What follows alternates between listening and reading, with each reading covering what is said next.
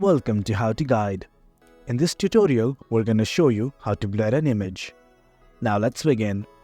First of all, on the left hand side, you will see something like Uploads. Simply click on it. Since I already have an image upload, I'm just going to click and drag. Adjust the aspect ratio. Now, clicking on the photo, a menu bar will appear in which you will find Edit Photo. Simply click on it and scroll down to FX Effects. You will find something like Blur here. Click on it.